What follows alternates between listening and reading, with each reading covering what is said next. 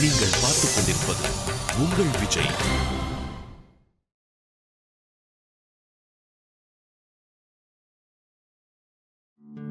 என்னோட விருப்பம் என்னன்னா, இந்த வீட்டோட மூத்த மருமகன்ற ஸ்தானத்துல இருந்து சந்தியா தான் எல்லா வேலைகளையும் செய்யணும்.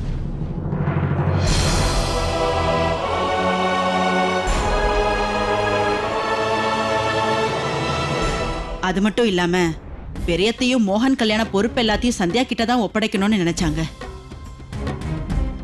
என்ன சரோஜா, என்ன பேசிக்கிட்டு இருக்க நீ? கல்யாணம் காட்சி எல்லாம் சம்பிரதாயப்படி தானே நம்ம செய்யணும். ஆனா சந்தியாவுக்கு அதெல்லாம் எங்க தெரியும்? கொஞ்சம் யோசிச்சு பாரு. அனுபவங்கிறது இப்படிதாங்க வரும். நதிக்கரையிலே நிக்கிறதால ஒருத்தங்களால நீச்சல் கத்துக்க முடியாதுங்க. மோகனோட கல்யாண வேலைகள் எல்லாம் செஞ்சா அவளுக்கே எல்லாம் தெரிய வரும். அது மட்டும் இல்லாம அவகிட்ட நிறைய திறமை இருக்கு. அதனால எந்த பொறுப்பையும் அவ நிறைவேற்றுவா. என்னங்க பாத்தீங்களா, முதல்ல நான் சொன்னேன்ல உங்க அம்மா மனசுல என்ன இருக்குன்னு. புரியுதா? நான் சொன்னது சரிதானே? இங்க பாருங்கம்மா, கல்யாண வேலையெல்லாம் சந்தியா அண்ணி பாத்துக்கணும்னு சொன்னா மோகன் அண்ணாவோட கல்யாணம் எப்படி இருந்தாலும் நல்லா நடக்காது.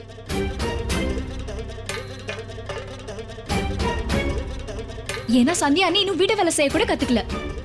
கல்யாண பொறுப்பெல்லாம் எப்படி, இவ்ளோ பெரிய பொறுப்ப எப்படி அவங்க கிட்ட கொடுக்குறீங்க? ஏன் இன்னி வரைக்கும் அவன் நிறைய வேலைகளை பண்ணிருக்கால, அதெல்லாம் ஒண்ணு சுலபமானது இல்லையே. இந்த ஊர்ல இருக்கிறவங்க மட்டும் இல்ல, கிராமத்துல இருக்கிறவங்களும் சந்தியாவை பாராட்டிட்டு இருக்காங்க. இந்த கல்யாணத்தை நடத்தி வைக்கிறது அவளுக்கு கஷ்டமா என்ன? அது மட்டும் இல்லாம நம்ம சம்பிரதாயப்படி அந்த கல்யாணம் நடக்க போகுது. கல்யாணத்துல எந்த பொருத்தமும் இல்ல. அப்புறம் என்ன பிரச்சனை? எல்லாம் சம்பிரதாயப்படி செய்யணும்னு நினைச்சா அது வேற விஷயம். அவங்களோட சம்பிரதாயம் என்னன்னு எனக்கு எதுவுமே தெரியாது. ஆனா சந்தியாவுக்கு அந்த பிரீத்தி தோழி தானே. பிரீத்தியோட அப்பா அம்மாவும் சந்தியா கிட்ட தான் நெருக்கமா பழகி இருக்காங்க. அதனால இந்த பொறுப்பு எல்லாத்தையும் இவ எடுத்துக்கிட்டானா அது ரொம்ப நல்லா இருக்கும். சரோஜா, முதல் தடவை வேலை செய்யறவங்களுக்கும் அனுபவம் உள்ளவங்க வேலை செய்யறதுக்கும் நிறைய வித்தியாசம் இருக்குல்ல. கல்யாணத்தை தவிர வீட்ல நிறைய பொறுப்புகள் இருக்கு. அதுக்கு நிறைய அனுபவம் தேவை. உங்க எல்லாருக்கும் மோகனோட கல்யாணம் மட்டும்தான் கண்ணுக்கு தெரியுது. இப்பதானே மீனாட்சிக்கும் பிரசவம் ஆயிருக்கு. அப்புறம் நாளைக்கு எல்லாரும் என்னதானே குத்தி காட்டி பேசுவாங்க. புள்ள மேல இருக்கிற பாசத்தால மருமகளை அப்படியே கண்டுக்காம விட்டுட்டான்னு சொல்லுவாங்க. ஐயோ ஆண்டவா ராமா. சரி அதையெல்லாம் விடுங்க. உங்களுக்கு எல்லாம் இப்ப என்ன தோணுது? சந்தியாவால இந்த கல்யாண வேலையெல்லாம் சரியா செய்ய முடியாதுன்னு தோணுதா? அப்படின்னா சரி, வேணும்னா சந்தியா மீனாட்சியையும் அவ குழந்தையும் பாத்துக்கிட்டோம். மீனாட்சிக்கு டிஃபன் செஞ்சு கொடுக்கணும், சமைக்கணும். அப்புறம் லட்டெல்லாம் கூட அவளே செஞ்சுக்கிட்டோம். இல்ல இல்ல பரவாயில்ல, வேண்டாம் அத்தை. இப்படி ஒரு அநியாயம் இது பண்ணாதீங்க. எனக்கு உங்க கையால செய்யற லட்டு தவிர வேற எதுவும் வேண்டாம் அத்தை. ஒருவேளை சந்தியாக்கா லட்டு செஞ்சாங்கன்னா அது எனக்கு ஜீரணிக்குமோ ஜீரணிக்காதோ தெரியல. அப்புறம் நாளைக்கு நான் தானே கஷ்டப்பட வேண்டியிருக்கோம் அத்தை. அத்தை, நீங்க சொல்றதுதான் சரின்னு எனக்கும் தோணுது. ஒருத்தங்களுக்கு அனுபவம் வரணும்னா முதல்ல சில பொறுப்புகளை ஏத்துக்கணும். அதனால மோகனோட கல்யாண பொறுப்புகள் எல்லாத்தையுமே நானே ஏத்துக்கிறேன் அத்தை.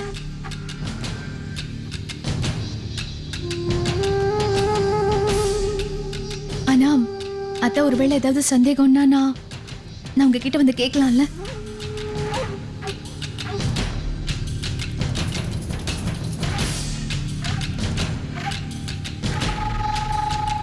அப்படின்னா சரி அத்தை, நான் போய் பெண்ணும் டைரியும் எடுத்துட்டு வந்துடுறேன்.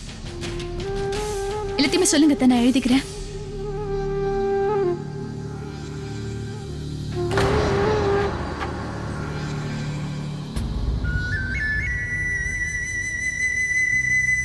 சந்தியா, நீங்க என் கூட வாங்க. கல்யாணத்துக்கு என்ன ஏற்பாடு பண்ணணும், எப்படி பண்ணணும் நானே உங்களுக்கு தெளிவாக எல்லாத்தையும் சொல்லிடுறேன். நீங்க வாங்க. சந்தியா, முக்கியமா கல்யாணத்துக்கு தேவையான பொருள் எல்லாத்தையும் வாங்கிடணும். இந்த மளிகை சாமான், அப்புறம் பூ பழம், விருந்தாளிங்க வந்தா தங்கறதுக்கு இடம், அப்புறம் சீர்வரிசை முக்கியமான விஷயம். அப்புறம் இன்னும் நிறைய சடங்கெல்லாம் இருக்கு. இந்த நலுங்கு வைக்கிறது, மருதாணி வைக்கிறது, அதுக்கு தேவையான பொருட்கள்லாம் வாங்க வேண்டியிருக்கு. அப்புறம் இது முக்கியமா நம்ம கல்யாணத்துக்கான நோட்டீஸை பிரிண்ட் பண்ணணும். அது முக்கியம். ஏன்னா சில சொந்தக்காரங்க தெரிஞ்சவங்க ரொம்ப தூரத்துல இருப்பாங்க. நேர்ல போய் சொல்ல முடியாதவங்களுக்கு பத்திரிக்கை அனுப்பிச்சு விட்டுறலாம்ல. மத்தவங்களுக்கு ஃபோன் பண்ணி சொல்லிடலாம். அப்புறம் நம்ம ஏரியால இருக்க எல்லார் வீட்டுக்கும் போய் நாமளே நேர்ல பத்திரிக்கை கொடுத்துட்டு வரணும். அப்புறம் வேற என்ன இருக்கு? புரோகிதருக்கு சொல்லணும். அப்புறம் பேண்டுக்காரங்க, இந்த குதிரைக்காரங்களும் சொல்லிட்டா வேலை முடிஞ்சது இல்ல? என்னங்க இவ்ளோ கம்மியான நேரத்துல இத்தனை வேலைகளை எப்படிங்க செய்ய முடியும்? சந்தியா, நாம நேரத்தோட பிளான் பண்ணி போனோம்னா எல்லாம் ஒழுங்கா நடக்கும். ஆ அதுவும் உண்மைதாங்க. நான் சரியா பிளான் பண்ணிட்டு எல்லா வேலைகளையும் எப்படின்னு நான் பிரிச்சு கொடுத்துடுறேங்க. சரியா? ஆமாமா.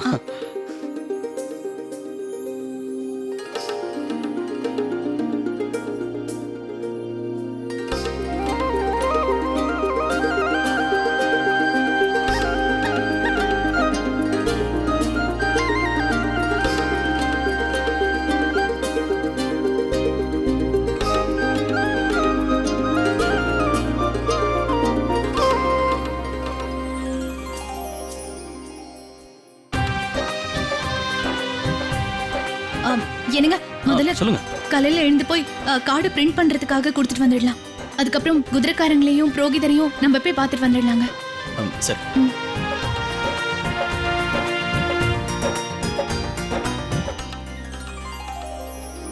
ஒன்று, 2, 3, 4, 5, 6, 7 மொத்தம் 7 புக்கு. படிக்கிறதுக்கு இன்னும் 7 நாள் தான் இருக்கு. இத்தனை வேலைகளை செய்யும் போது எப்படி சந்தியாவால் படிப்பில் கவனம் செலுத்த முடியும்?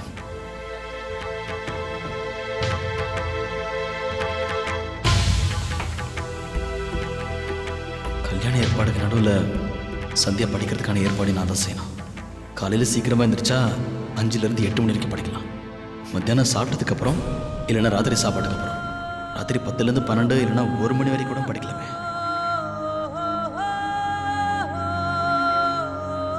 எல்லா வேலைகளையும் பிரிச்சு வச்சிருக்கேங்க. இப்போ டைம் டேபிள் ரெடி ஆயிடுச்சுங்க. அப்படியா? நல்லது. நானும் ஒரு டைம் டேபிள் ரெடி பண்ணி வச்சிருக்கேனே. இது உங்களோட டைம் டேபிளா? ஆமாம் சந்தியா, இது உங்களோட படிப்பு டைம் டேபிள். இது எதுக்குன்னா கல்யாண வேலைக்கு நடுவில் நிச்சயமா உங்க படிப்புக்கும் நீங்க கொஞ்சம் நேரம் ஒதுக்குனா நல்லது தானே இல்லையா? அது கொஞ்சம் காட்டுங்க. அதெல்லாம் முடியாது. முதல்ல உங்க டைம் டேபிள் நீங்க காட்டுங்க. நம்ம ஒரு வேலை பண்ணலாம். நம்ம 2 பேரும் இந்த டைம் டேபிள்ல செவுத்துல ஒட்டிடலாம். அதுக்கப்புறம் ஒண்ணா சேர்ந்து பார்க்கலாம். நல்ல யோசனை. வாங்க.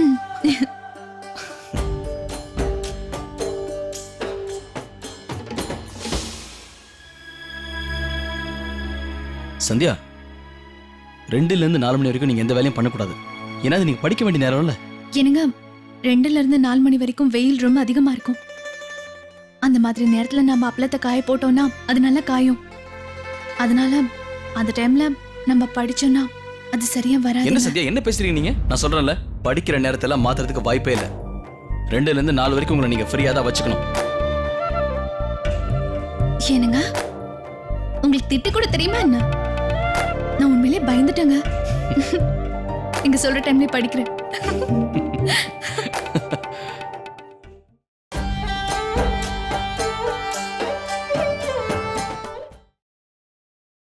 நீங்கள் பார்த்துக் கொண்டிருப்பது உங்கள் விஜய். அழாதடா கண்ணா. லோ சரி சரி. ஆ இல்லைண்ணே, இந்த லைட்டு அலங்கார வேலையெல்லாம் ஒரு நாளைக்கு முன்னாடியே முடிஞ்சிடணும். ஆமாம் சரிங்களா? அதில் எந்த லைட்டும் ஆகக்கூடாது.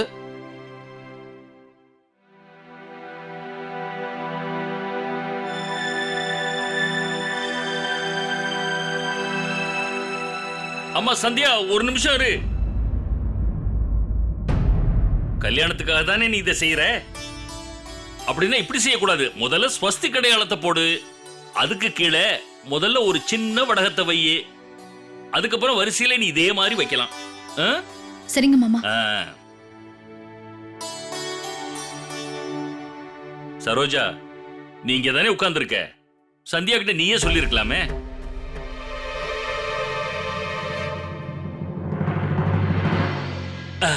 வாம்மா வா. ஒழுங்கா அந்த மூலையில வை. சரியா?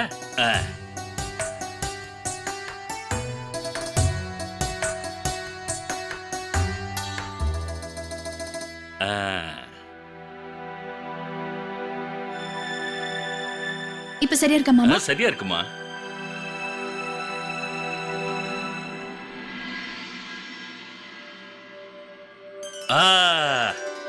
எல்லாரும் ஒன்னா சேர்ந்து சொல்லுங்க, விநாயகருக்கு ஜெய். ஜெய் ஜெய்.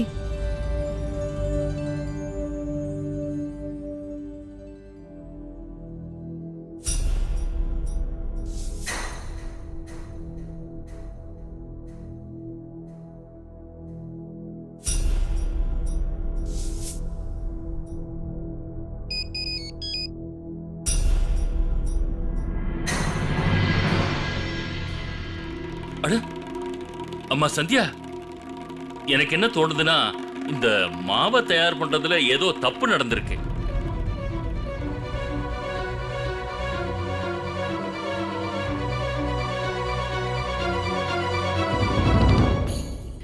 ஐயோ, இது அதுக்கான மாவு இல்ல. நான் சொல்லக்கூடாதுன்னு தான் நினைச்சேன். ஆனா நீங்களே பாருங்க, கல்யாணத்துக்கு செய்யற முதல் வேலையே சரியா வராம போயிடுச்சு.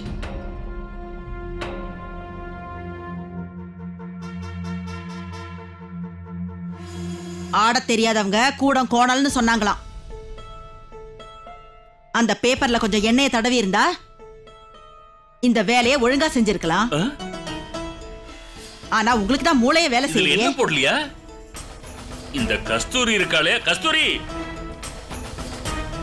கொஞ்சம் சீக்கிரமா எண்ணெயை கொண்டு வாமா. அப்புறம் அதுல இன்னும் கொஞ்சம் மாவையும் கலந்து விட்டா நல்லா இருக்கும். இந்தாங்க. அது அங்க கொஞ்சம் தேய்ச்சி விடு. ஆ.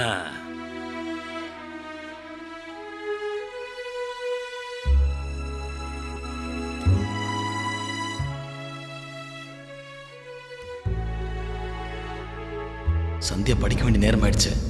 ஆனா இவங்க இன்னும் வேலை பார்த்துட்டே இருக்காங்களே.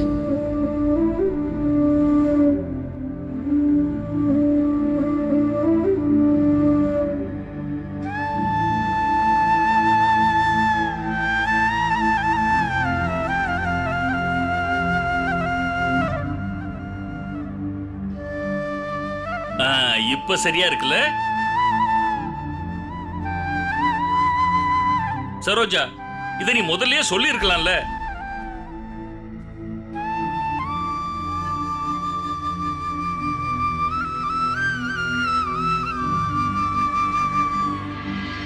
சரி சரி, சீக்கிரம் ஆகட்டும், இன்னும் நிறைய வேலை இருக்கு.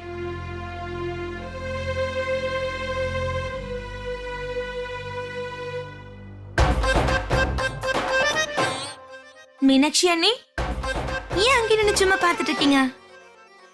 வந்து கொஞ்சம் உதவி பண்ணலாம்ல? உன்கிட்ட சொல்ல வேண்டிய அவசியம் இல்லைன்னு நினைக்கிறேன் கஸ்தூரி. எப்போ நான் என்ன வேலை செய்யணும்னு எனக்கும் தெரியும். சந்தியாக்கா, எனக்கு கொஞ்சம் உடம்பு சரியில்லை. என்னால ரொம்ப நேரம் நிக்க கூட முடியல. இல்லைன்னா உண்மையிலேயே நான் உங்களுக்கு உதவி செஞ்சிருப்பேன். சரி, நான் கொஞ்ச நேரம் ஓய்வு எடுத்துட்டு வரேன்.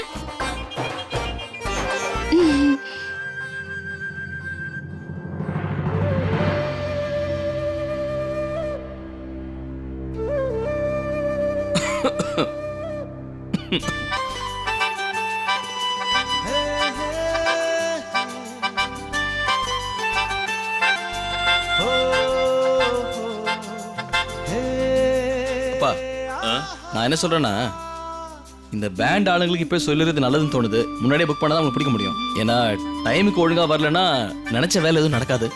நீங்க என்ன சொல்றீங்கப்பா? நான் இப்போ ஃபோன் பண்ணட்டுமா? ஏன்னா நேரத்துக்கு எல்லாம் நடக்கணும். ஆமா, நேரம் ரொம்ப முக்கியம் இல்லையா? அப்போ நான் போய் அவங்ககிட்ட பேசலாம் இல்லையா? சரி.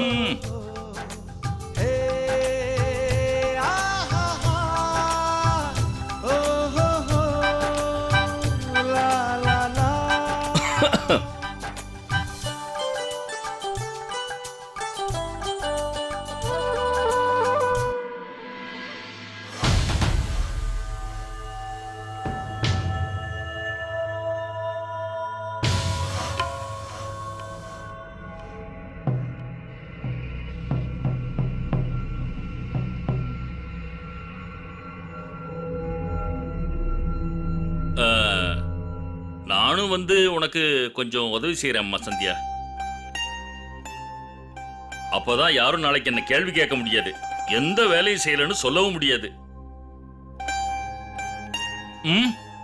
இங்க குடும்பம் சந்தியா.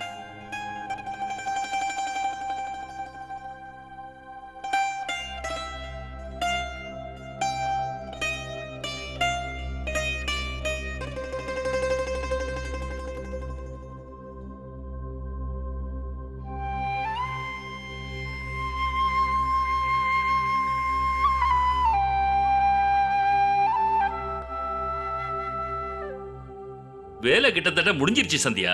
ஆனா நீ ஒண்ணு பண்ணு, நீ மத்த வேலையெல்லாம் முடிச்சிரு, சரியா? நீ போமா சந்தியா. சரிங்க மாமா.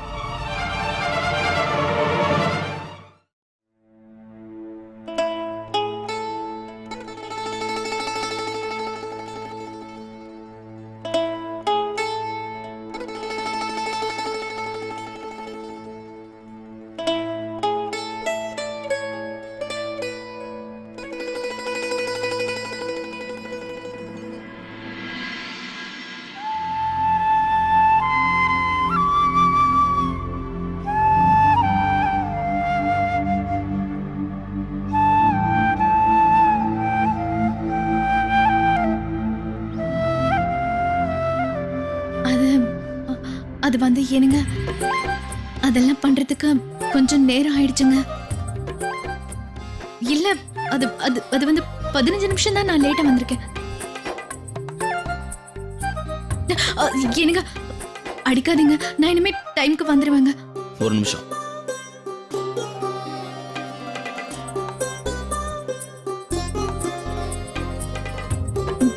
என்னங்க, என்ன பண்றீங்க நீங்க? எனக்கு ரொம்ப கூசுது.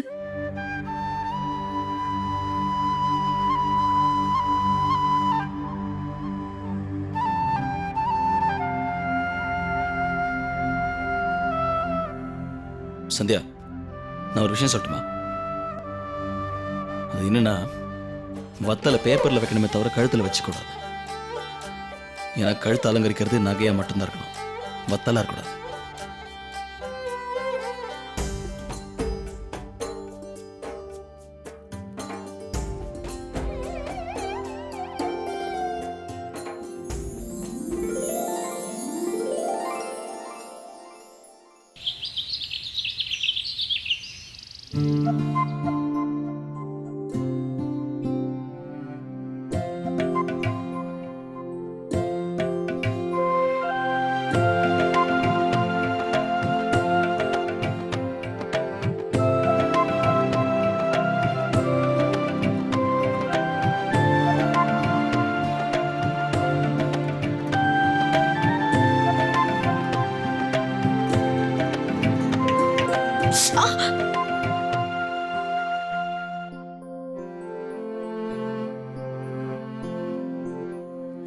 பார்லரா?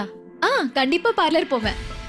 ஆனா இப்பவே போனேன்னா கண்டிப்பா கருப்பாயிடுவேன். இங்க என்ன பண்ணிட்டு இருக்க? பரீட்சை நெருங்குற விஷயத்த மறந்துட்டியா? கொஞ்ச நேரமாவது உட்காந்து படிக்கலாம்ல? எப்ப பாரு போனை காதுல வச்சுக்கிட்டு பேசிக்கிட்டே இருந்தா பரீட்சையில முட்டை தான் வாங்கணும். படிக்கிறேம்மா.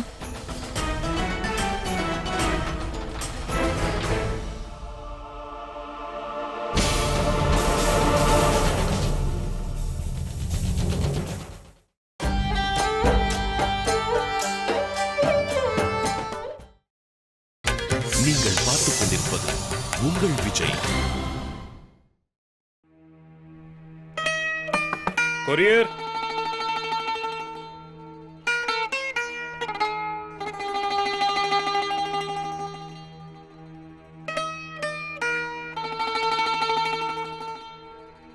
ஏய் சவிதா, உள்ள என்ன பண்ணிட்டு இருக்க? கொஞ்சம் வெளியே வர முடியுமா? முடியாதா? தோ வந்துட்டு இருக்கேம்மா. கொஞ்சம் இருங்க, இப்ப வந்துருவா. சீக்கிரமா. சரிம்மா. சைன். ஓகே. இந்த கடிதம் இப்ப எதுக்காக வந்திருக்க? அட என்னன்னு சொல்ல. படிக்கிறேம்மா.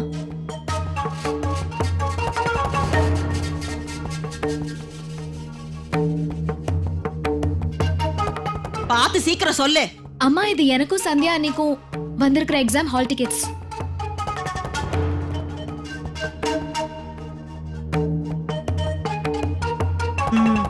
போ, போய் அவகிட்ட கொடு.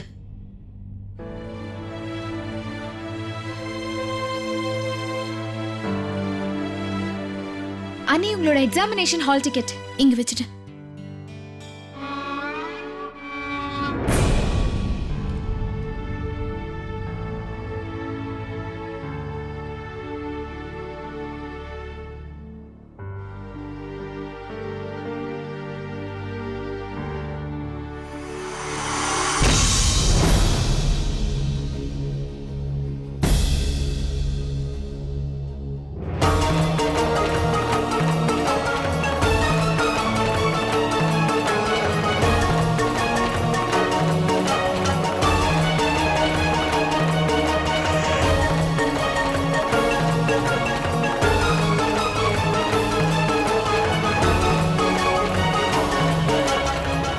எதுக்காக சந்தியாக்காவோட பரிச்சை கார்டு எடுத்துட்டு போறாங்க? என்ன காரணம்னு தெரியலையே. ஒருவேளை அவங்களோட பாஸ்போர்ட்டை நான் ஒளிச்சு வச்சேனே சிங்கப்பூர் போக கூடாதுன்றதுக்காக அத்தையும் இந்த மாதிரி குறுக்கு வழியில போக ஆரம்பிச்சிட்டாங்களா? மாமியார் மருமகனா எங்களை மாதிரி தான் இருக்கணும். எங்களை பாக்குறவங்க நல்ல மூக்கறுப்பட்டு போவாங்க. அவங்க என்னதான் செய்யறாங்கன்னு அங்க போய் பார்த்தா தானே தெரியும்.